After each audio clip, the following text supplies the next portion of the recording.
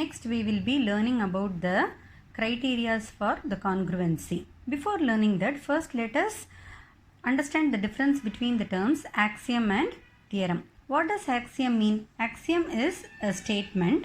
It is considered to be a true statement based on a logic. We cannot prove axioms. Unlike axiom, theorem is a statement but it can be proved based on the axioms. In class 7 you have learnt these 4 criteria for congruency, that is side, side, side, side, angle and side, that is two sides and the included angle between those sides, angle, side, angle, which means two angles and the side containing those two angles, and RHS means a right angle, hypotenuse and one of the side. Now this year one more we will be learning, that is AAS. There is a difference between ASA and AAS. In ASA it is two angles and the side containing those two angles, but here AAS means any two angles and one of the sides of the triangle.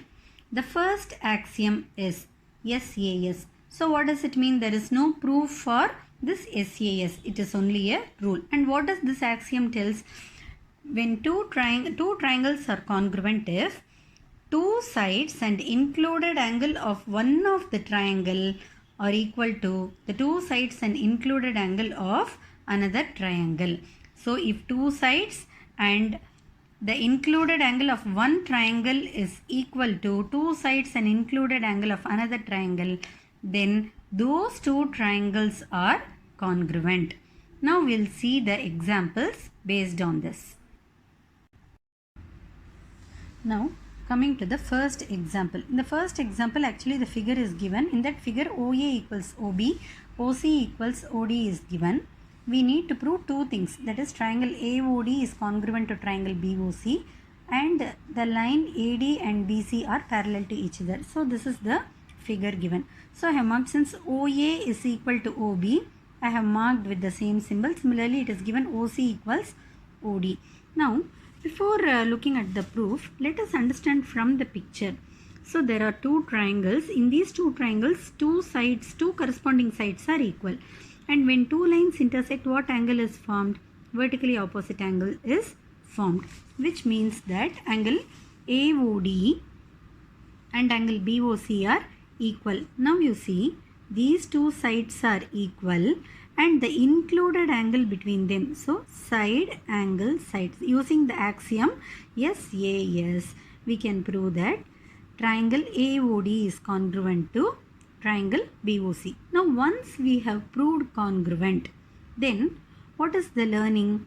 If it is congruent, the other corresponding parts will also be equal, which means that this angle A will be equal to angle B.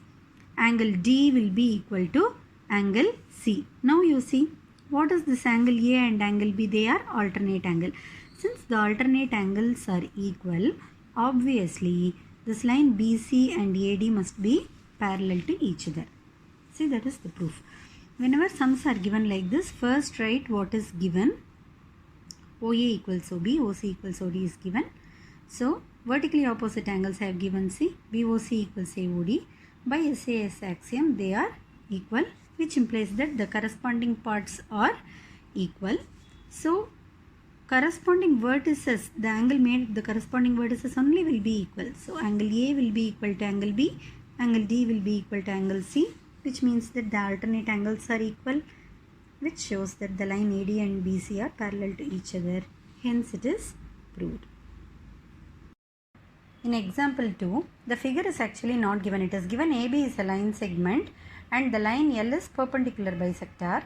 If a point P lies on that perpendicular bisector, we need to show the P is at equidistant from A and B. So now using the sentence given, I have drawn the figure. AB is a line segment. What do you mean by perpendicular bisector? You need to draw a line which makes 90 degree with AB and also bisects AB into two equal half. So L is the perpendicular bisector. See, P is a point on L. We have to show this PA and PB is equal. If we prove that, then it means that P is at equidistance from A and B. Okay, now let us understand what is given. AB is a line segment and L is the perpendicular bisector. So, since it is the perpendicular bisector, it means AC is equal to BC. Okay, if in these two triangles, this side is equal, PC is the common side for both the triangle and both has got 90 degree, the included angle. So, using SAS axiom, they are congruent. So, since they are congruent, we can write triangle PCA congruent to triangle PCB. What do you mean by the word CPCT?